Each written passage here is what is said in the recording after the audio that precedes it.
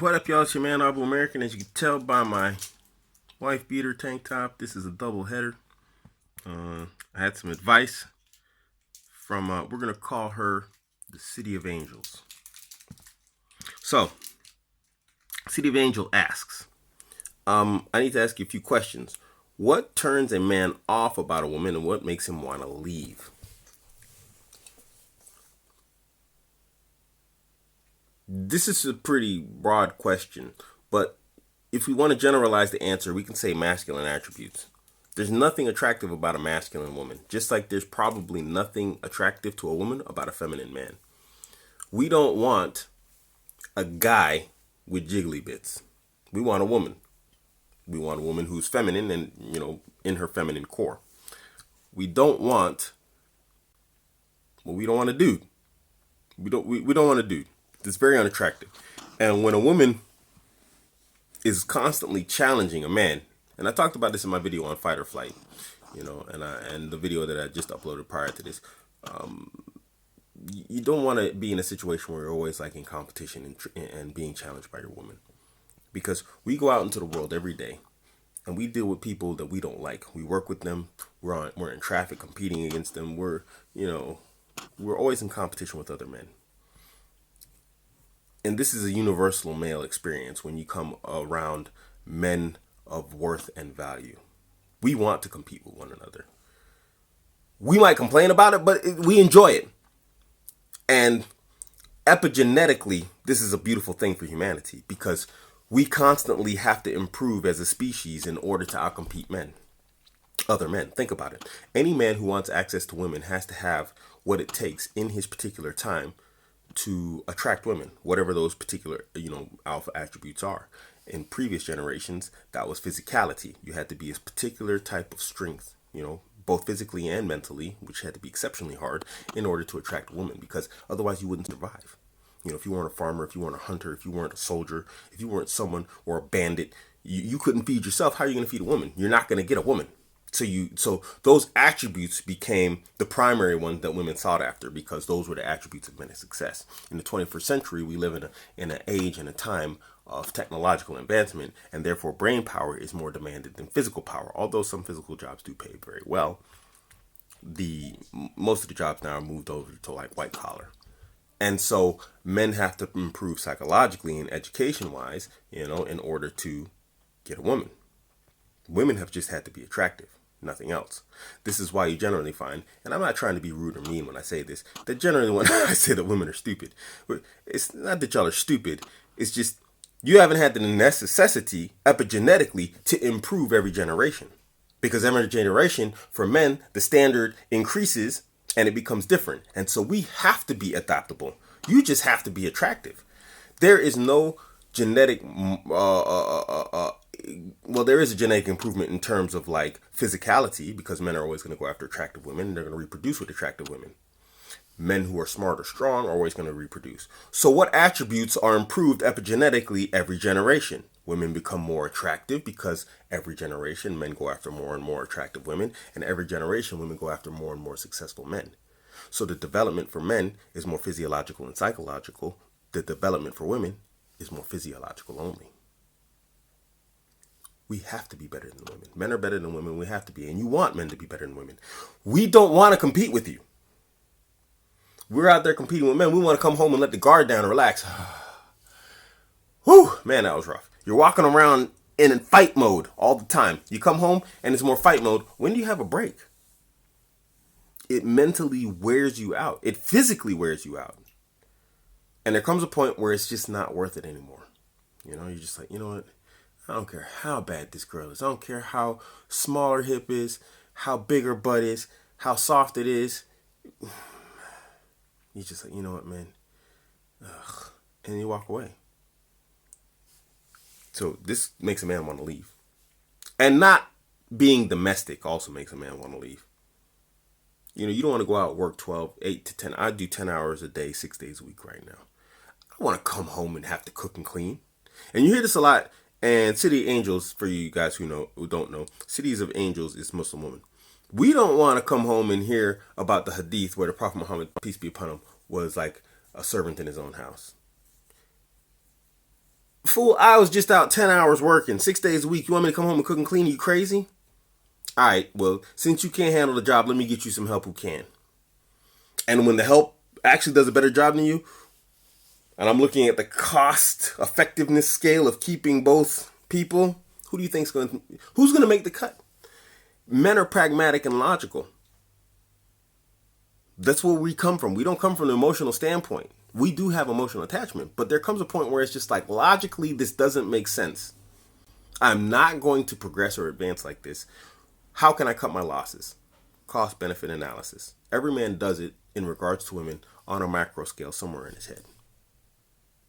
You have to bring more benefits to the table if you're going to have a man of quality in your life as opposed to problems. You know what? If you got a big butt and a soft one and you got a small hip and you ain't ugly and then you have some problems with you, but you bring a lot of positive to the tables, he'll tolerate you. If you're a butterface, everything's good butterface, he's not going to put up as much from you. I'm being 100% honest. This is bro code. This isn't secret stuff. We don't really have bro code secrets, but I'm telling you facts about men. The prettier the woman, the more he's going to tolerate from her.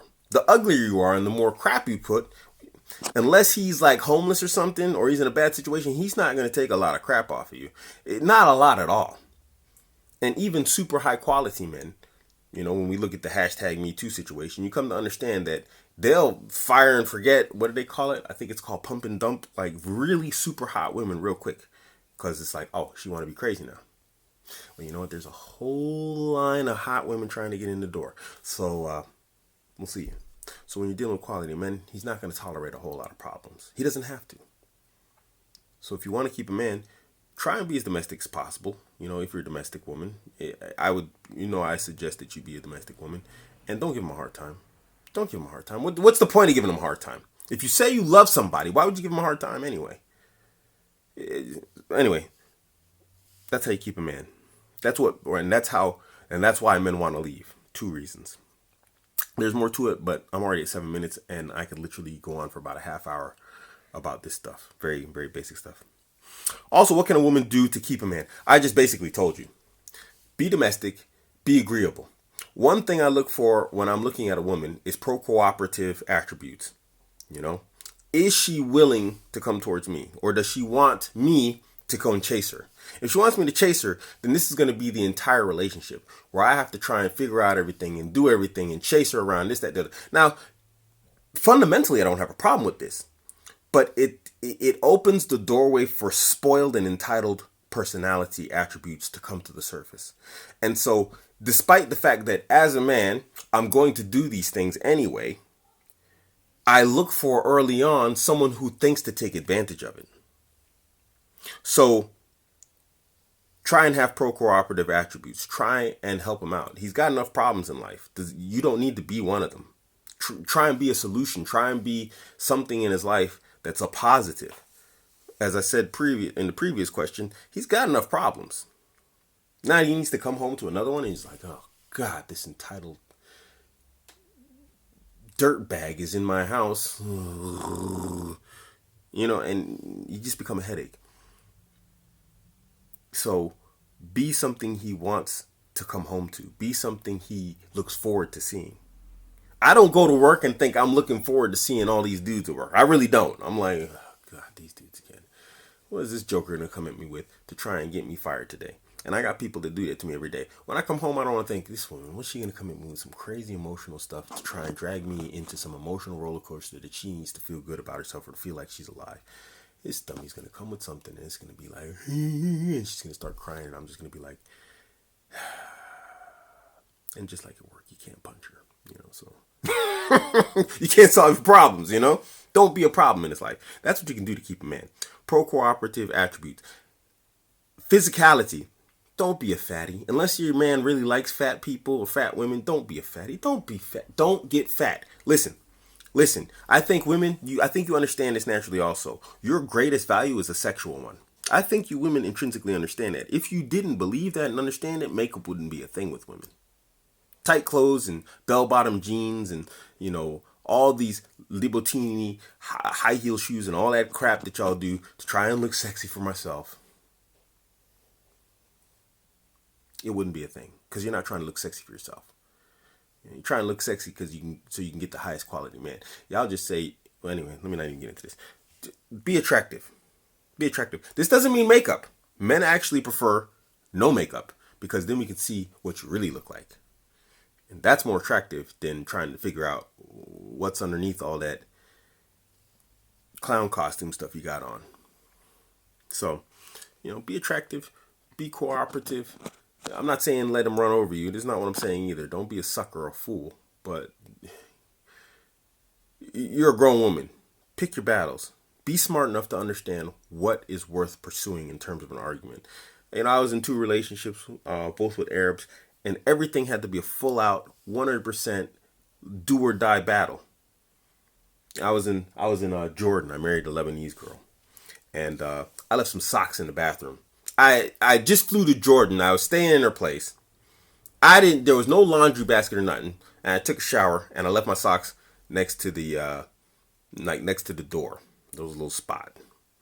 And so I came in, I was drying off and everything, and I got a plastic bag. I always keep my dirty clothes in a plastic bag. I'm going back in to pick up. She comes with the socks in her hands. What is this? And I'm just like, yo, this chick's flipping out over some damn socks. That marriage lasted about 2 months. I really took patience. I was like, okay, let me see what's going to happen. Let me, take my time here. Every single thing, starting with socks, had to be a do or die battle. Don't be that girl. I was married to her for 2 months. She had been married 3 times prior to me. And I was the husband who lasted the longest. No husband stayed with her longer than me. I stayed with her like 2.5 months. So, yeah. Also, is being too clingy a problem? This would need more explanation when you say too clingy. I mean, if it becomes like debilitating, then that is a problem because a man needs like his room and his space to like develop himself and improve himself, and you want him to do that. You don't want to be a handicap to where he can't improve himself either socially, educationally, physically, or whatever else, to a point where he has to 100% cater to your emotional condition. And agree or disagree, we have to say that the female emotional condition is a very, very, very rough ride. Y'all love the ups and downs and whatever else. You can't expect him to ride that roller coaster with you. So if you're being clingy to the point to where it's like crippling his ability to improve himself, then that's a problem. But if it's like this clingy type of like, cat type of clingy, that's not a problem. You want to be all cuddly all the dang time or whatever else, that's no problem. You can cuddle while he's reading his book or whatever else, or, go to the gym with him, stay fit, keep your man, and if you want to be clingy, don't be insecure. But if that's your type of clingy where you want to be around him all the time, then at least follow or join him on the path to self-improvement to where you're not a hindrance in the path. But if it's coming to the point, like I said multiple times now, to where it's like he cannot take action because you kind of, where are you going? What are you? And he's like, and he's going to feel bad. And then, if he really, really cares for you, he's going to start canceling out his plans, which is really going to kill attraction. And then it's going to kill the relationship. Then that's a problem. And you have to understand your nature also. You have to understand that you want a man who's constantly better than you and is constantly improving. And that you can kill that. And this is a shit test that you women pull on men to try and see if he's on his mission and if you can pull him off of it. Don't do that. If you see he's on his mission, why would you even try and test him to see if he'd come off of it? It doesn't make sense. He's on his mission. I wonder if I can pull him off of it. To just see if he's really that much of a man. Does that make sense? I mean, imagine a situation like this. That guy's a good driver. Let me go throw a kid in the street in front of the car to see if he really is. Do you see what I'm saying? The kid is the relationship. Why would you take the chance of trying to destroy the relationship to test to see if he's really that good of a man? It just doesn't make sense. This is part of the irrational craziness where I say women are stupid. Because y'all do stupid stuff. I understand in a weird way it makes sense. But it doesn't. Because what if he's just like bow, runs the kid over? What if he decides not to be a good driver today? What if he's going through a situation, he's thinking about something, he's distracted, and he doesn't? You see what I'm saying? Don't do that. Don't do that. Life's hard enough. Don't remember what I was saying about don't be a problem? Don't be a problem. And also when I'm angry, I say very hurtful things, but after I regret everything I say. I was just talking to Octavia in a previous video, and I was talking about the emotional condition of women. And this is part of emotional maturity. And one thing I always do when I get angry at like one of my women folk is I leave. I separate myself from the situation. I like to say that I am socially very observant, and I am. If you're on Facebook with me and you look at some of my previous posts, and actually you are on Facebook with me, you'll see that I can be very savage at picking out people's insecurities. I'm very good at it. I don't know why. Allah's blessed me with the ability to see people and their insecurities, and I can tear a person to pieces with it. I can really be perniciously deadly with words. And I don't mind it. Maybe there's a degree of sociopathy in me. I was just talking about this. I've had a lot of problems in the past that really affected me, and I can honestly say I didn't respond very well. And this is probably why I'm very good at debate. But I separate myself from the situation in order to not hurt people that I care for, because I know that in an instant, I can tear you to pieces. So on Facebook, I tend to warn people like, "Hey man, you're pushing my buttons, homie." And then like there was a guy I went to school with. This recently happened on my Facebook. I don't think we were friends on Facebook at that point, but it's still, the post is still up. I really went in on him pretty hard. My brother, my physical blood brother, same mother brother, was like, "Dude, you just trashed the dude that we went to school with and like was your homie." And it's true. I was kind of like, I feel bad. I probably hurt him pretty bad. I said stuff about his dead dog that he loved, and I just ate him to pieces. Just based off of his lifestyle that he posts on Facebook. It was 100% accurate. I'm just very good at this stuff. This is probably why I'm also scared of studying psychology, because what am I going to do with it? I might actually break people instead of help them. So anyway, learn to control that aspect of your character. It's part of social maturity. You can do it. Obviously, you don't go to work or wherever, you don't go to your parents' house or someplace and then you just, well, maybe you do. I don't know. And you just say whatever comes to mind and then like mess up your social situation. Maybe you do that, and that's a problem. But generally, we tend to have filters. You need to learn to build filters in your relationship also, if you want it to work, if you truly care about the person. I said it to Octavia in the previous video. I'll say it again. Relationships are very crazy. It's a problem. You have two independent individuals with their own goals, their own solipsistic needs. A relationship is a solipsistic need. It is your desire to not be alone, to have care and affection of another person. That's solipsistic. Now imagine two people with their own independent goals, wants, and needs coming together in one relationship. There's going to be conflict. I don't think relationships were ever meant to be easy, but they're a necessity for what I believe is a healthy human, interaction in life. This is my humble opinion. I'm sure people will disagree with me, but so there's going to be problems. You have to have the social maturity to understand that these problems are going to take place, and that you need to deal with them. And this is why, in the past, when I especially dealing with the Arab woman, I gave them a lot of patience, because I was like, okay, well, this is an individual. They need to calm down. They need to settle in and get the idea that they're dealing with an entire, independent, individual who is, I'm looking for a word. Sovereign individual probably is the best thing that I can come up with. You got to learn to control it. Your tongue. And if you can't control it, remove yourself from the situation temporarily. Another room or whatever. I do not find it appropriate for a woman to leave the house and go wander the streets angry. This is not acceptable. Don't do that. Separate yourself from the situation entirely. Go cry in the bathroom. Sit in the bathroom. Sit in the bathtub. Don't cry. I don't care. But separate yourself from the situation until you calm down. But don't just let your tongue fly unless you are trying to ruin and wreck a relationship, be it your interpersonal one with your partner or socially with some other person.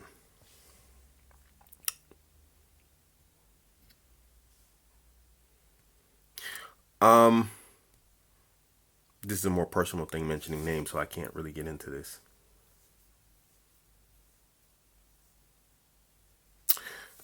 Going on, I think it's an important point.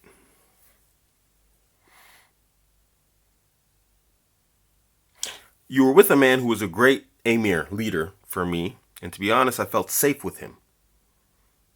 Also, if we had kids, he would have been the best father for them, especially if we had boys. He has a way about him. He's very confident and fearless. Well, you said it right there. You felt safe with him. I say it all the time on my channel. The thing that a woman seeks the most in a man is security. Women seek security, not maybe in a man, just in general. They seek security. And it sounds like you had it. And he said, but unfortunately, I chased him off with my being too emotional and a bit clingy. No, I don't think being too clingy was a problem. Emotional, maybe. I really don't want to repeat the same thing whenever I marry. Do you have any advice? Now, I know you're also a single mother. Now, this is all going to go into this in terms of like what you were saying about your breakup and not repeating the same mistake. You're also the single mother to a son, to a boy, a young man who's going to grow up to be a man. What's important here, and it doesn't matter if it's a boy or a girl, actually, it's really inconsequential. The results are the same. And since I told you this part right here, this is nothing new. You know, you've heard all this before because we've had this conversation. I'm just re-recording this for YouTube. It is important for you to find a man like the one you had before that you feel secure and safe with, and to not let your emotional condition interfere with the relationship, as crazy as that might sound. I know to a woman that's like, what, dude, huh? But anyway, you also have to look. And I'm saying this because when you have that man and you can be satisfied with him, when you feel safe and secure with him, this is obviously a man you can respect and therefore can love. Men understand that without respect, a woman's going to have a difficult time loving you. It's going to be impossible. Without respect, there's no love. Period. Point fact. You know, their love is not like our love. Our love is different. This is important not only for you, it's equally important for your son or your child. How you respond to your man is how your son will see his future model for reproductive success. And therefore, he will use your model of behavior for what he finds acceptable from his future partner. If you are belittling, if you are shrewd, if you're crude, if you're mean, if you're cruel, your son is going to view you as his mother, the first woman he truly comes to love in a purest sense. There's no sexual relation to it whatsoever. He has the most pure type of love, any child, but your son in this particular case, that he will have for any woman in his life.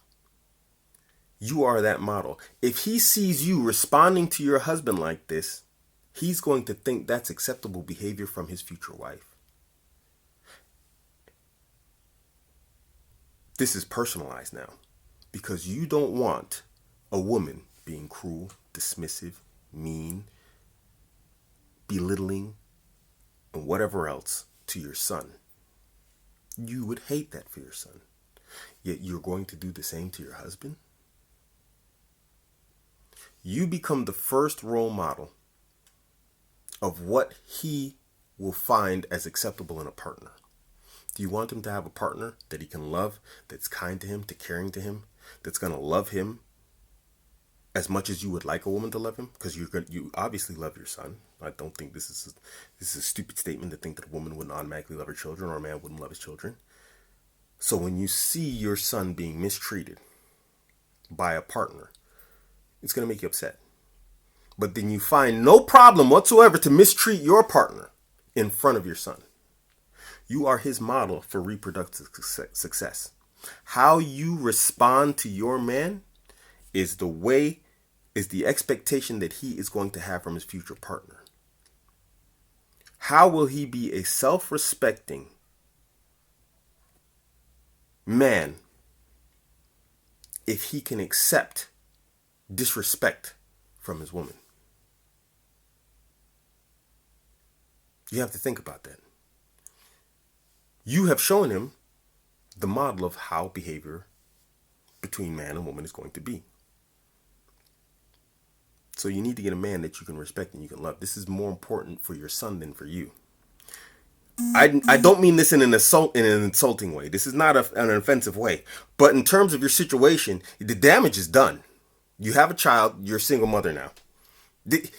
Ideally, you would have stayed with the father. Ideally, but we understand that people, like I said before, they're independent. They have their own needs, their wants, and sometimes things just don't work out, despite having patience and whatnot. And we're saying, hey, we're going to work this out as two different crowds of people. Sometimes it just doesn't work. There is a degree of incompatibility in certain people. But fine, the damage is done. Now when you're looking for a new partner, you don't want, like you said, to repeat the mistake. You now had two strikes, if you will. Third strike, you're out. I don't know. You don't have youth and beauty forever. So, I can honestly say that the City of Angels, all right, you got it working for you right now, but it's not going to last forever. It never does, man. It doesn't work for everybody forever. Youth and beauty, it disappears with women. This is what we call the wall. So, get that man that you can look up to and that you want to treat well or whatever else. Or at least if you don't have like a strong aversion to in your heart and you just didn't marry him so that you wouldn't be alone, or you need someone to take care of you. Because however you respond, your son is going to take it. See, already your son has a bad model already. And I'm not trying to call you a bad mom. I'm not. But your situation is bad. He now thinks in his head, passively, it's not an active thought, but he's seeing, okay, men are coming in and out of my mother's life. So it's common for me to believe that it's okay for women to come in and out of my life. You're his model already. You're setting him up to be a player. Black American women complain all the time about these players and they just banging everything that comes in sight. Yeah, look at the baby mama situation in America. How many baby daddies do they have? You got women with 3-4 different baby daddies. Where do you think this mentality of her son comes from? Mom had dudes coming all through her house. What do you think he's going to do in the future? Mom had it, so now I'm going to do it. It's not an active thought. It's just epigenetic, like social development. You are what he becomes. And if you had 3 dudes come through your life, he's going to think, okay, it's normal for me to go through the life of a woman. Like, hey, there's no problem. Come and go. Mom did it. Dudes were coming and going all the time. If you do it as mom, the person he looks up to the most, the woman who he's always going to love, you could be the most low down, dirty, nastiest individual in the world. Your mom, he's going to love you. If you can do it, but what do you think he's going to grow up thinking about women in general? And then you have the flip side of the coin. You don't want women treating your son bad. You don't want to see your son going out treating women bad. Just, hit it and quit it, What do they call it? Pump and dump. Do you really want that for your son? Of course you don't. And then the same stands true for daughter. She's going to see how she responds and how she can keep a man so she doesn't lose one. Because you don't want your daughter getting married and divorced or going through relationships with, like, she's got more men running through her than a hot dog factory has, sausages going through it. You just don't want that for your people. So these are important things that you have to think about when getting into a relationship. You really have to look at the long term and, not just the short term. You really got to have a lot of emotional control in a relationship. You're dealing with 2 entirely different people. It's not easy. I struggle with it. There are moments and times, sometimes I'm just, get some good milk and some cereal and cats just kill it and they just eat all the cereal. Eat all the cereal! Okay, cereal is not a serious problem, but I'm just saying, you got to think about, the more serious problems. Some people go through some issues, whatnot, and you're dealing with another individual who's gonna. I'm sorry, I got thrown off track here. Almost done. The point is, things are not always going to be easy. You need someone you can deal with on the long term, okay? And someone you can respect and someone you can care for, and someone who's going to care for you. Because, like you said, you want to make the same mistake again. Last week I was 20 years old. I'm 45 now. None of us have to, tomorrow's not guaranteed. And if we do have tomorrow turns into, I went to the doctor. This is just a quick story to understand how time flies. And the doctor, he says to me, I went to a skin doctor, and he said, I'm a dermatologist. And he said, when was the last time you came here? I said, it was like 2-3 years ago. And he's like, dude, it was 6 years ago. I was like, what? I literally thought I was at his office like 2 or 3 years ago. And he said, yeah, that's how we get old. A decade is going to come on you tomorrow.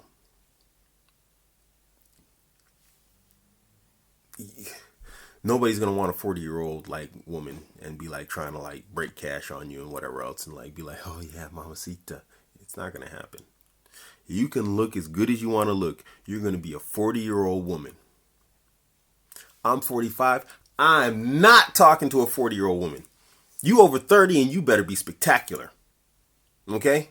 That's just a simple fact. I'm not looking at you anything other than cross-eyed if you're over 30 and you ain't looking at least an 8. And in the face looking mid-20s, mid to late 20s.